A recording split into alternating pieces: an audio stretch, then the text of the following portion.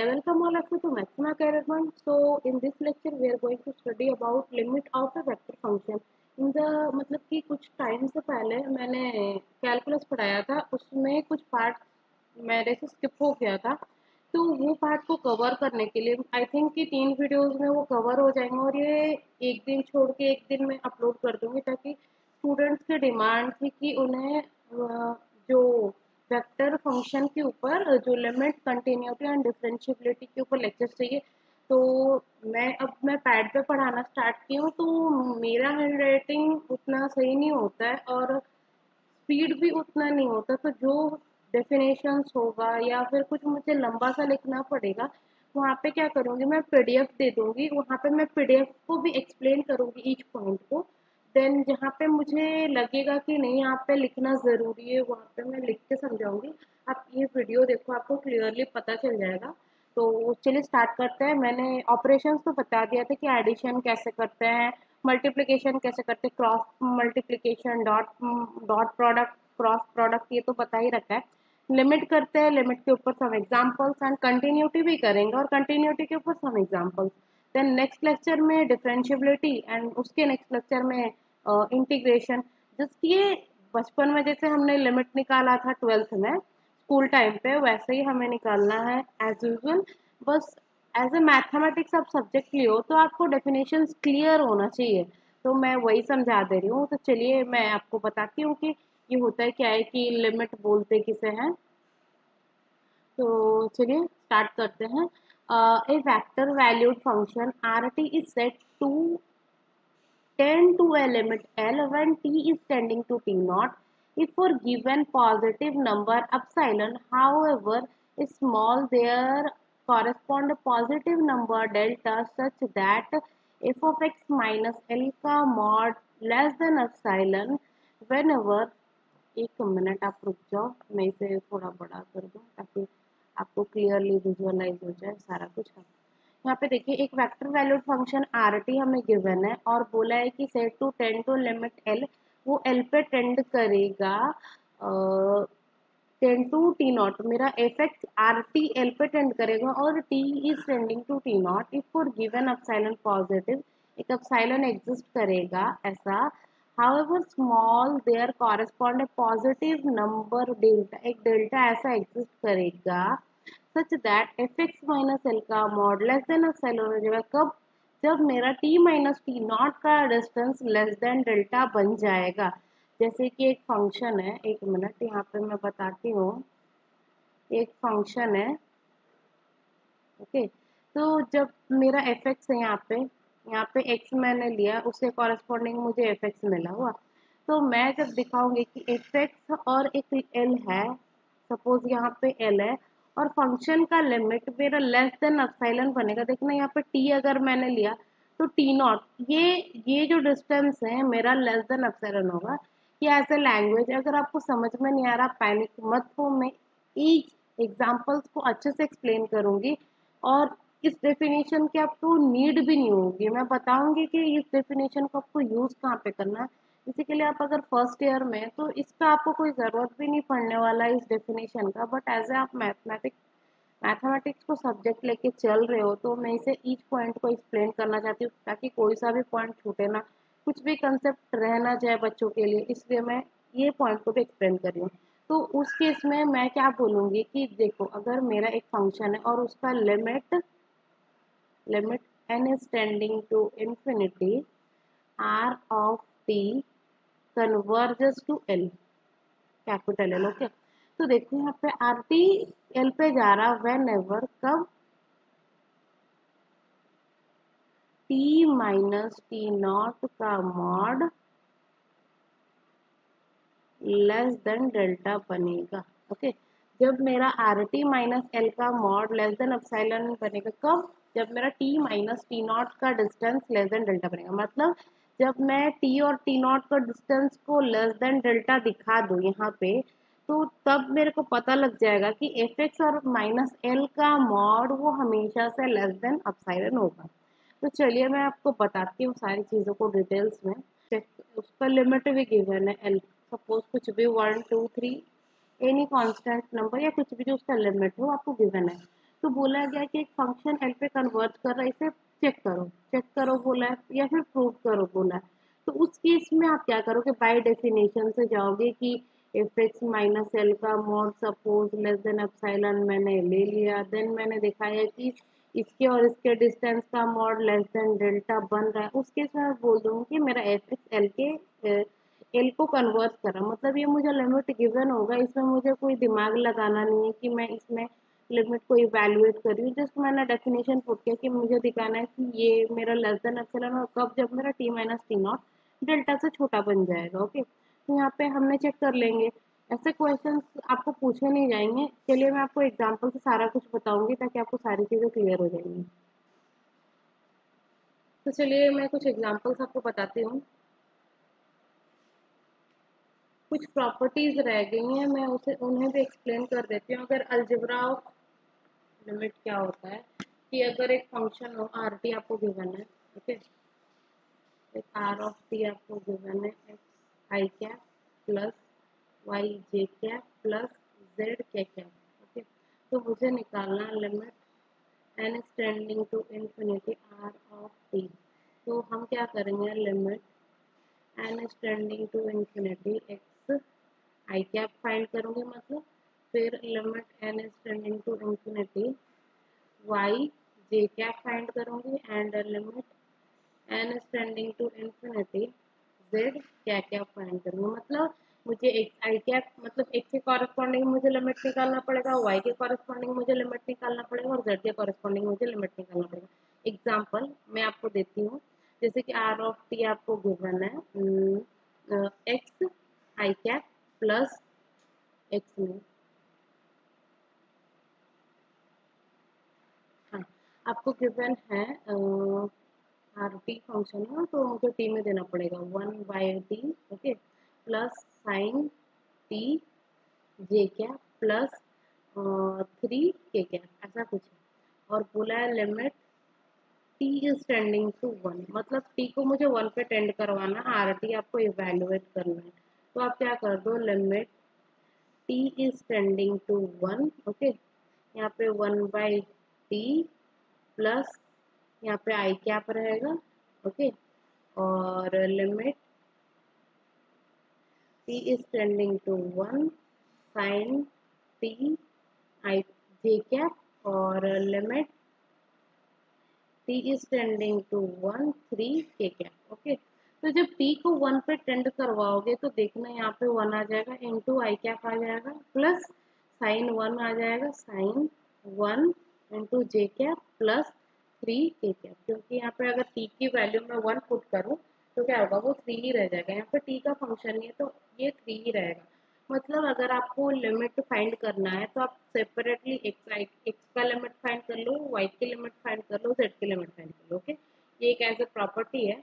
और अगर ये सारे एग्जिस्ट करना चाहिए, मतलब ये भी एग्जिस्ट करना चाहिए, ये भी एग्जिस्ट करना चाहिए और ये भी एग्जिस्ट करना चाहिए। अगर एग्जिस्ट नहीं करेगा दैट मीन्स कि मेरा आर ऑफ टी की लिमिट एग्जिस्ट नहीं करेगी, ओके।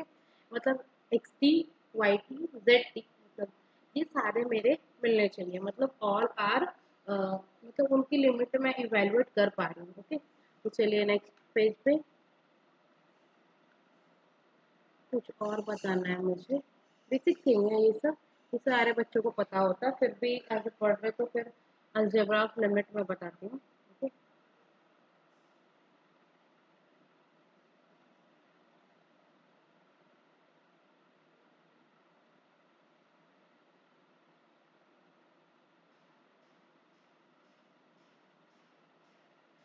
मेरी हैंडराइटिंग उतनी अच्छी नहीं हो रही पैड पे, बट फिर भी एडजस्ट करते हैं। Limit T is tending to T naught, T naught कुछ भी आप ले सकते हो, एनी फ्री आप कुछ भी चूज कर सकते हो, ओके। आपको इवेल्युएट करना है R one T plus R two T, okay. तो आप कैसे इवेल्युएट करोगे, आप जस्ट लिमिट को सेपरेट कर दोगे, limit T is tending to T naught R one T plus limit t is tending to t naught r2 t, okay. Then आप evaluate कर लेना। अच्छा, यहाँ पे अगर ये सेम कंडीशन माइनस पे होता तो आप क्या करते, limit t is tending to t naught r2t, sorry r1t यहाँ पे माइनस r2t। ओके, तो आप क्या करोगे, limit t is tending to t naught r1t minus limit t is tending to t naught r2t। Okay, आपको third C option में है कि अगर क्रॉस हो और डॉट हो, जैसे कि limit t is tending to t naught r1t dot r2t। Okay, तो आप क्या करोगे, limit t is tending to t naught r1t into limit t is tending to t naught r2t। Okay, आप जस्ट यहाँ पे इवेलुएट कर लेना, then dot product कर देना। Similarly for cross product, limit t is tending to t naught r1t cross r2t। Okay, तो आप simply cross जैसे करते हैं आप इवेलुएट कर लो, t is tending to t naught r1t cross limit t is tending to t naught r2t। Okay, ये basic algebra है, इसको आप मैं मतलब कि प्रॉब्लम से अप्लाई कर दूंगी ताकि आपको सारी चीज़ें क्लियरली विजुअलाइज हो जाए। तो चलिए एग्जांपल्स करते हैं कुछ एग्जांपल्स। इनका कलर चेंज कर लेते हैं, यहाँ पे नहीं है। चलो क्वेश्चन कुछ अलग कलर से लिख लेते हैं। Limit t is tending to infinity t cube upon 4t cube plus 2 4t cube plus 2 I cap plus 1 by t j cap। इसमें j का कंपोनेंट नहीं है, देखो ये प्लस है, ये r1 मतलब कि x का कंपोनेंट है, ये y का कंपोनेंट है सपोज। तो क्या करना हमें, limit n is tending to infinity, हम लिमिट को सेपरेट कर देंगे, t cube upon 4 t cube plus 2 into i cap plus limit, मैंने n ही लिख दिया हर जगह पे, t is tending to infinity 1 upon t into j cap। Okay, तो जब t को इन्फिनिटी पुट करोगे तो देखना इन्फिनिटी बाय इन्फिनिटी फॉर्म बनेगा, जो कि हमने 12th में पढ़ रखा होता है। देन हम एल हॉस्पिटल लगाते हैं, या फिर दूसरा लिमिट इवेलुएट करने का एक है कि ऊपर और नीचे जो सबसे हाईएस्ट ऑर्डर है, हाईएस्ट डिग्री है, उसे मैं डिवाइड कर दूँ बोथ न्यूमरेटर एंड डिनोमिनेटर में। तो बोथ में टी क्यूब को ऊपर और नीचे में डिवाइड कर दी, तो यहाँ पे 1 बन गया, यहाँ पे 4 बन गया प्लस 2 बाई टी क्यूब।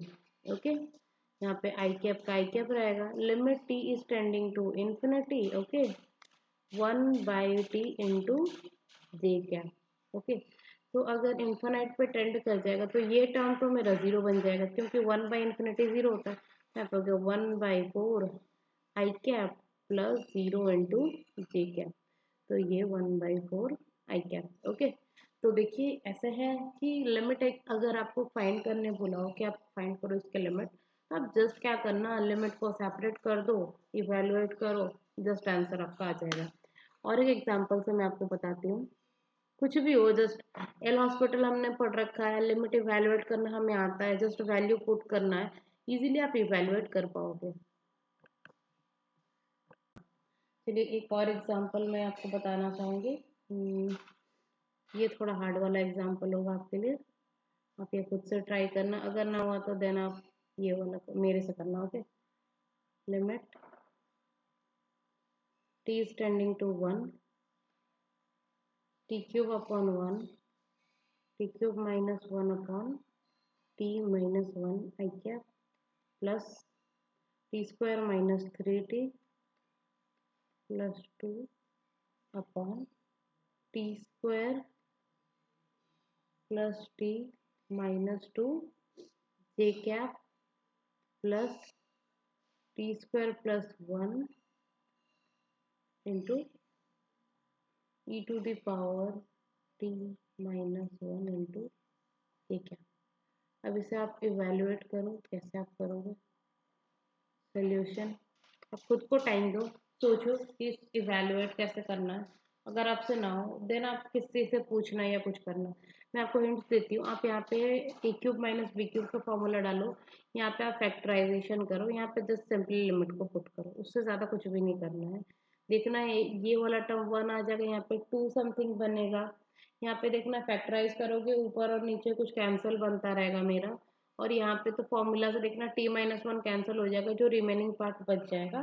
तो इसका आंसर आप लिख लो, अब खुद से ट्राई करना। ओके, इसका आंसर आप लिख लो 3 i कैप प्लस यहाँ पे होगा -1/3 j cap plus 2 k cap. Okay, ये आप खुद से इवेलुएट करना, मैंने हिंट्स दे दिया है।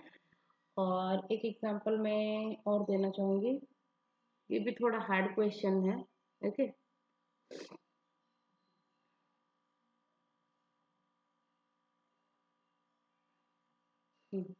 सेकेंड क्वेश्चन इज, मेरा सेकेंड क्वेश्चन कौन सा है, limit t is tending to infinity, okay, t plus 1 upon 4t cube plus 2 I cap plus 2 by t square j cap plus cos t k cap। ये है। आप क्या करना, just limit को सेपरेट करना। देखो यहाँ पे t है और यहाँ पे क्या है, टी क्यूब है। तो हम क्या करेंगे, इन्फिनिटी बाई इन्फिनिटी फॉर्म बनेगा यहाँ पे। तो मैं जस्ट टी क्यूब को ऊपर और नीचे डिवाइड कर दूंगी, तो ये क्या हो जाएगा, limit t is tending to infinity, तो ये हो जाएगा मेरा 1/t² plus 1/t³। Okay, upon यहाँ पे मेरा क्या बन जाएगा, 4 प्लस 2/t³। ओके, यहाँ पे आई कैप, यहाँ पे ये टी को इन्फिनिटी में पुट करूंगे तो यहाँ पे 0 j कैप, यहाँ पे होगा cos infinity something does not exist type का आएगा, क्योंकि ये -1 और 1 के बीच में ही मतलब फ्लैक्चुएट करता है। ओके, तो ये टर्म क्या है मेरा, डज नॉट एग्जिस्ट हो जाएगा। ओके, DNE मतलब डज नॉट एग्जिस्ट। तो इसके लिए मतलब ये -1 और 1 के बीच में कोई सा भी वैल्यू अटेंड करेगा, ये क्लोज इंटरवल हो जाएगा। क्योंकि कॉस का फंक्शन कैसा होता है, कॉस का फंक्शन ऐसा टाइप का होता है ना, आप कहीं भी चले जाओ, इन्फानाइट पे जाओ या फिर माइनस इन्फानाइट पे जाओ, वो -1 और 1 के बीच में ही लाई करता है। ये मेरा -1 पॉइंट है और ये मेरा 1 का पॉइंट है, तो इसके बीच में लाई करेगा। ओके, तो ये फिक्स तो बोल नहीं सकते, तो इस केस में क्या होगा, मेरा डज नॉट एग्जिस्ट हो जाएगा। तो ये जो फंक्शन की ये लिमिट मेरी एग्जिस्ट नहीं करेगी, क्योंकि मैंने बता रखा था आपको कि हमेशा फंक्शन कब एग्जिस्ट करेगा, जब x की लिमिट एग्जिस्ट करे, y की लिमिट एग्जिस्ट करे और z की लिमिट एग्जिस्ट करे। बट यहाँ पे z की लिमिट एग्जिस्ट नहीं करे, तो ये डज नॉट एग्जिस्ट हो जाएगा। ओके, मैं आपको वैरायटी ऑफ प्रॉब्लम्स इसलिए दिखाना चाहती हूँ ताकि आपको कभी एग्जाम में कोई सा आ जाए तो आपको प्रॉब्लम ना हो। तो चलिए कंटिन्यूटी पे चलते हैं कि कंटिन्यूटी हमारा बोलता क्या है। ओके, तो चलिए मैं डेफिनेशंस लिख रखी हूँ पहले से, मतलब PDF बना रखी हूँ। देखिए ये इजी है, जस्ट लिमिट के जैसा ही है। देखो, continuity of A vector function, एक फंक्शन को कंटिन्यूस कब बोलेंगे, एक आरटी हमें गिवन है f1t i cap, f2t j cap और f3 k cap. Okay, RT मेरा continuous at T0, where T0 is the domain of component of function, मतलब कि f1t एक component है, f2t और f3t। जैसे मैंने x y z यहाँ पे बताया था, यहाँ पे f1 f2 f3 गिवन है। तो आपका T1 limit t at T0 f1t exist करना चाहिए, ये भी एग्जिस्ट करना चाहिए और ये भी एग्जिस्ट करना चाहिए, जैसा लिमिट में हमारा एग्जिस्ट कर रहा था। ओके, नहीं करेगा तो क्या बोलेंगे, does not exist. A vector valued function RT is continuous at t equal to t naught if RT not define होना चाहिए, मतलब कि जैसे कि 1/0 फॉर्म बन जाएगा, देन इन्फिनिटी आ जाएगा, तो ये डिफाइन नहीं हो रहा ना, not define, not define. Okay, जैसे डज नॉट एग्जिस्ट टाइप का केस नहीं बनना चाहिए। Okay, then R at T not exist करना चाहिए, मतलब सारे एग्जिस्ट करना चाहिए। मैंने वो लिमिट में बताया था कि हर कंपोनेंट एग्जिस्ट करेगा।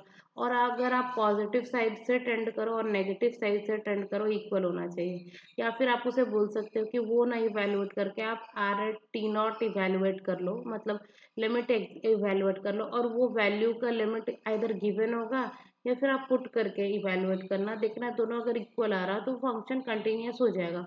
तो चलिए मैं आपको एग्जाम्पल से बताती हूँ ताकि आपको और भी क्लियर हो पाए। चलिए एक एग्जाम्पल करते हैं। ओके, माय क्वेश्चन इज, मैं कलर चेंज कर लूँ कुछ। हाँ, मेरा क्वेश्चन है फंक्शन लिमिट के लिए। हाँ, और एक बात है, अगर एक फंक्शन है, I means interval, close interval a से बी के बीच में, बोला है कि फंक्शन कंटिन्यूस होगा या नहीं होगा, कंटिन्यूस और नॉट कंटिन्यूस। ओके, आपको चेक करना है। तो आप क्या करोगे, आपको तो मैंने लिमिट में पढ़ाया कि एक पॉइंट पे लिमिट कैसे चेक करते कि डिफाइन होना चाहिए, देन वो एग्जिस्ट करता हो ईच पॉइंट पे, देन क्या होता है कि उसका जो इनिशियल पॉइंट पे लिमिट और उसका फंक्शनल वैल्यू इक्वल होना चाहिए। ओके, अगर वो तो एक पॉइंट की बात हो गई। अगर ये होता है कि अगर एक इंटरवल है आई और उसके ऊपर आपको बोला है कि कंटिन्यूस होगा कि नहीं होगा, तो आपको इसमें ईच पॉइंट पे चेक करना पड़ेगा। ईच पॉइंट पे अगर ये कंटिन्यूस है देन जा करके ये फंक्शन कंटिन्यूस होगा। सपोज एक फंक्शन है 1/x, ओके, और इसको चेक करना है मुझे 1 से 2 पे। तो आप देखो कि 1/2, 1/1, 1/2, इसके बीच में कोई सा भी पॉइंट ले लो, ये ऑलवेज एग्जिस्ट कर जाएगा, इसमें कोई प्रॉब्लम मुझे नहीं होगी। तो ये फंक्शन क्या होगा मेरा, कंटिन्यूस हो जाएगा। बट 1/x ही हो और आपको डोमेन दे दिया 0 से 1, क्लोज 0 से 1, तो अगर आप 1/0 जब डिफाइन करोगे इन्फिनिटी बनेगा, तो ये एग्जिस्ट नहीं करेगा, डज नॉट एग्जिस्ट हो जाएगा। तो एग्जिस्ट नहीं करेगा तो इस केस पे हम कंटिन्यूटी की बात नहीं कर सकते। मतलब हमको इंटरवल में जो बोला है कि ईच पॉइंट मतलब एक इंटरवल में तो अनकाउंटेबल पॉइंट्स आते हैं, तो सारे पॉइंट्स पे हमें चेक नहीं करना पड़ेगा।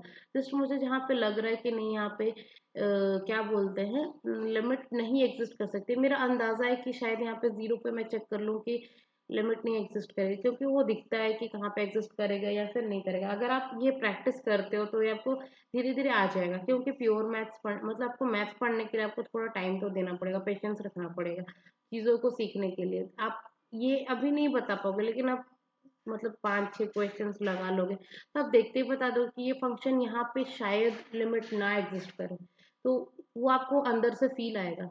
तो यहाँ पे देखना 1/x का 0 पे लिमिट एग्जिस्ट नहीं करेगा, बाकी तो आप कोई सा भी ले लो, 1/2, 1/1, 1/3, समथिंग कुछ भी ले लो, वो तो हमेशा ही एग्जिस्ट कर जाएगा, उसमें कोई दिक्कत नहीं होगी। ओके, आप 1/1/2 ले लो तो वो 2 बन जाएगा, वो भी कंटिन्यूस बन जाएगा। ओके, तो इस टाइप का बात है, ये एक प्रॉपर्टी था तो मैंने आपको बता दिया।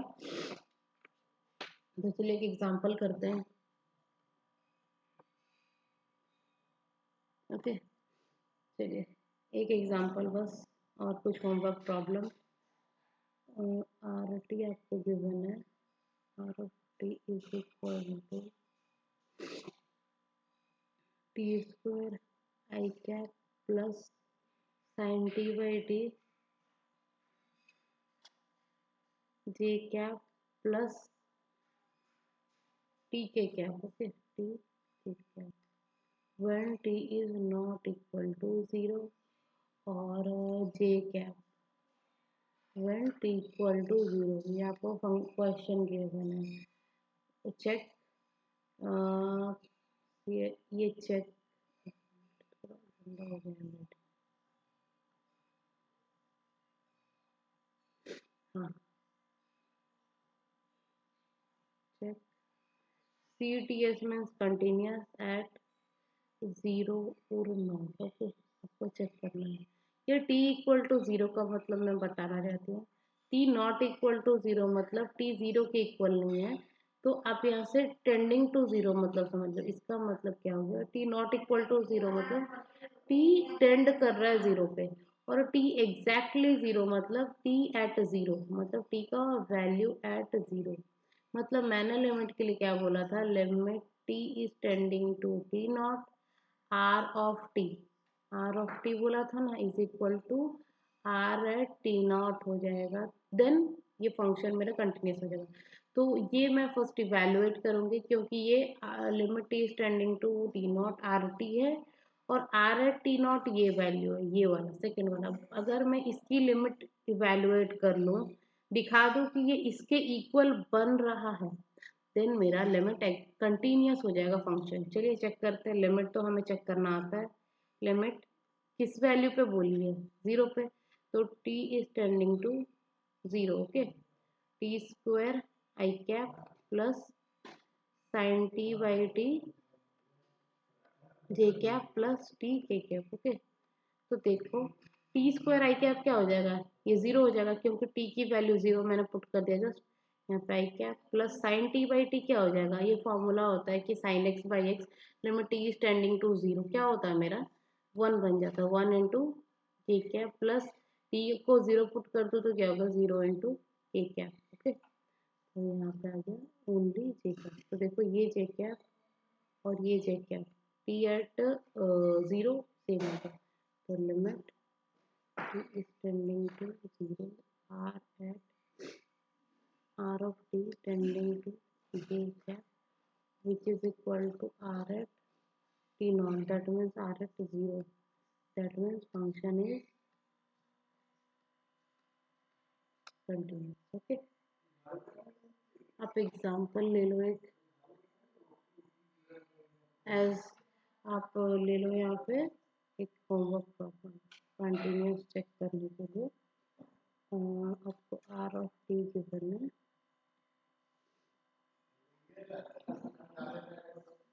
T I cap plus 1/t J cap plus 3 K cap, okay. आप लिमिट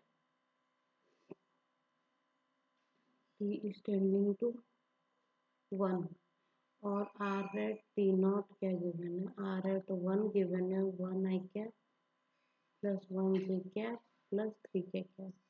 अगर ये इक्वल बन गया देन ये कंटिन्यूस हो जाएगा, आप इसे चेक करना। और आपको जितना प्रॉब्लम्स मिले जिस बुक से, आप खुद से ट्राई करो। अगर कहीं पे आपको डाउट आ रहा है देन आप कमेंट सेक्शन पे पूछ लो, हम उसका आंसर कर देंगे। और अगर आपको कहीं पे कोई मतलब कि डाउट्स आ रहे हैं, वो भी आप कमेंट सेक्शन में पूछ सकते हो। और नेक्स्ट वीडियो पे हम कंटिन्यूटी पढ़ेंगे, देन उसके सॉरी कंटिन्यूटी नहीं, डिफरेंशिएबिलिटी एंड इंटीग्रेशन, ये खत्म हो जाएगा। जस्ट ये 12th का ही कंसेप्ट है, कुछ ज़्यादा हमें करना नहीं है। बस यहाँ पे कि एक डिफिनेशन मैं आपको एक्स्ट्रा ऐड कर रही हूँ ताकि आपको मतलब टर्म से फेमिलियर रहे, कि कुछ ऐसा टर्म्स क्वेश्चन में पूछ ले तो आप डर ना जाओ कि ये दिया क्या हुआ है। और आपको वीडियो अच्छा लगे तो लाइक कीजिए, शेयर कीजिए and subscribe. Thanks for watching.